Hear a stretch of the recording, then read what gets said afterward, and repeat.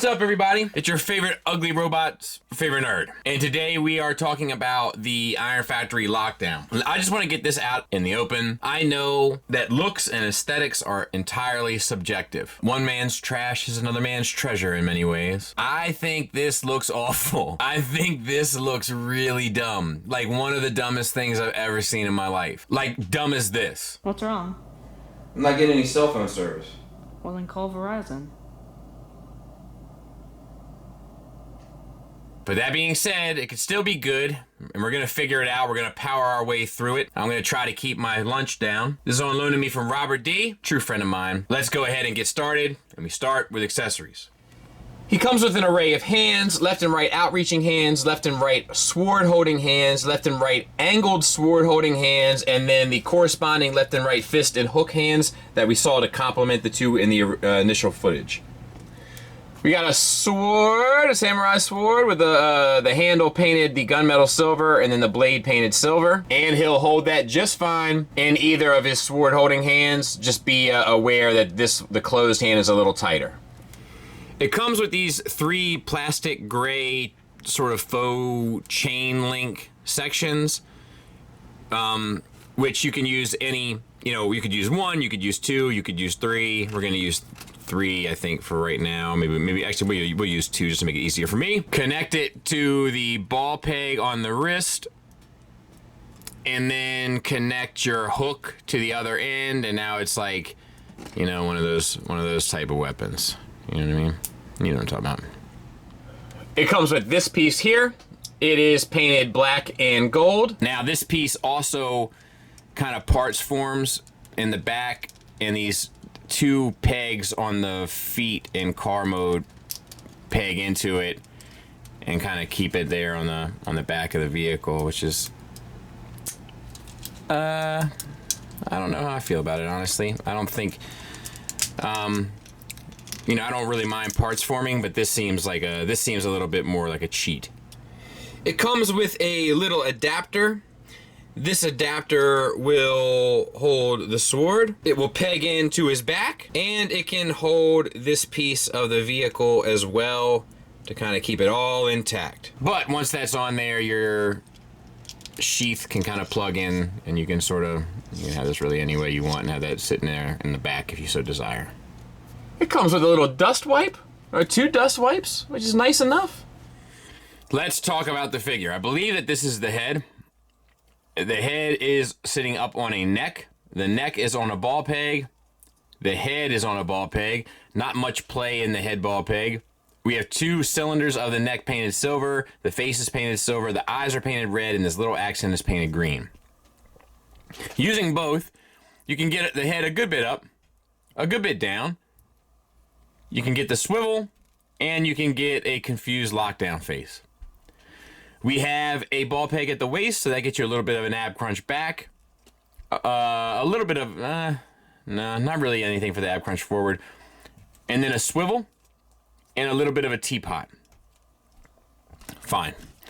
The shoulders, butterfly a little bit forward, a great bit back. You have an additional ball peg at the shoulder that gets you 90 degrees out, 360 around.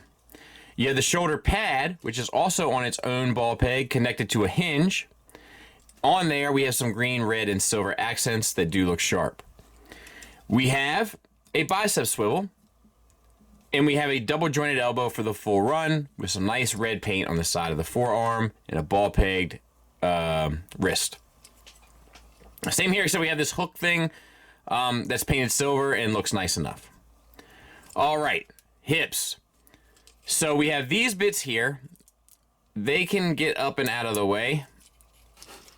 This tolerance is a little scary. For forward and back movement to there, not quite the full Monty, but I say we give it to him. And complete full Van Damme. Thigh swivel at the joint, and then the joint itself rotates as well. We also have this hip skirt here that can move out of the way if you need to for articulation. Ooh, God, listen to that. That is scary. We have a double jointed... Was that not double... Look at that, just came off.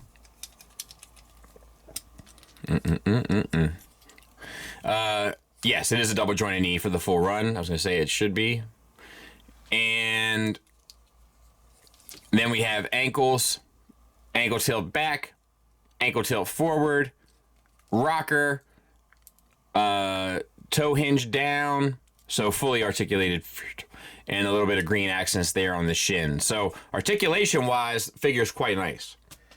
Size comparison-wise, there he is with Iron Factory Tarn and New Age Megatron. Hopefully that should give you some idea of where he sits. And there he is with two bots for the sake of tradition, because we respect it around here.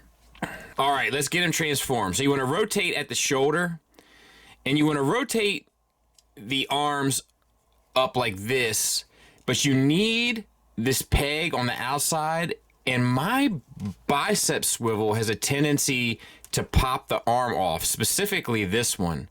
But let's see if we can't do it anyway. Yeah, not great. As you bring this up, you can also connect these two sections. Next thing you want to do is get this little abdomen piece with the red on it facing backward. So really just spin 180, and then you can keep them actually bent over like this, so to speak, and then spin again 180. And then this chest piece here comes up on a double hinge and flips down and locks back in to there. All right, take the feet, spin them 180, and collapse the toes. And then bring the legs down and around, and we're gonna peg in these pegs here on the butterfly joint of the shoulders into the knee of the car, or of the leg rather.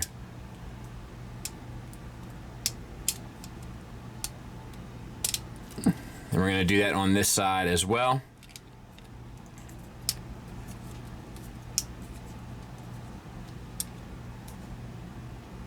A little challenging because your fingers keep digging into the spiky bits on his leg. There. And get this out of the way. The hook comes down, and there's a tab on the hook that tabs in to there, I believe. So you just have to angle that appropriately.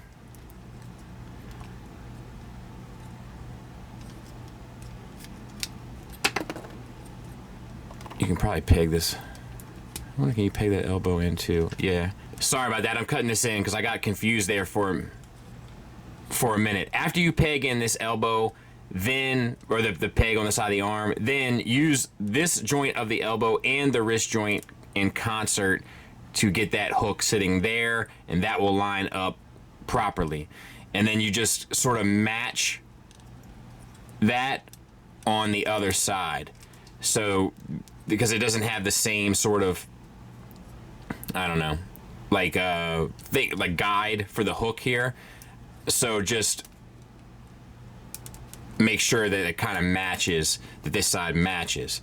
I mean, that works well enough. All right, then open this up, put the hood down,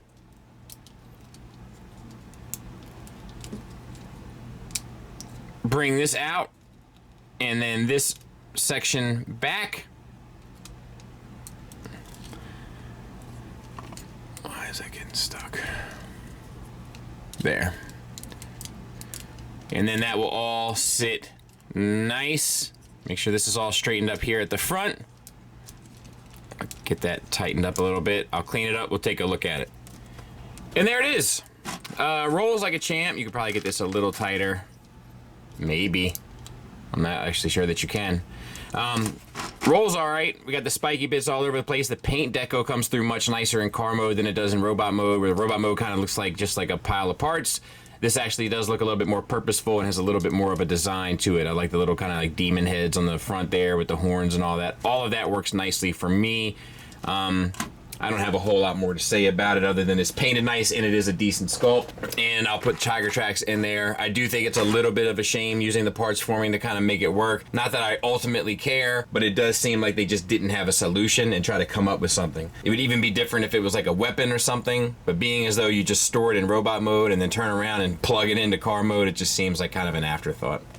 Final thoughts wise, I'll start with my more objective, which is there's build issues here. There's joint tolerances that don't quite work right. Add on top of that, my ball peg at the bicep swivel comes undone because it's too tight and barely fits up against the shoulder. My ball peg at the waist tends to pop out the pieces of plastic that form around it, causing the robot to kind of split into two. A ball peg at the shoulder tends to kind of come apart at least 2 or 3 times during the recording. It comes apart. It's just not built in tolerance very well. The other end of that issue is I don't think the robot is aesthetically pleasing. That's obviously a subjective thing. I know he's kind of a goofy character anyway in terms of like his initial design, but it doesn't mean that they couldn't kind of give him some sauce here and make him look cool. He looks messy to me and he looks nondescript. It just looks like a stick man. What has happened to Iron Factory? Conversation to perhaps explore another time.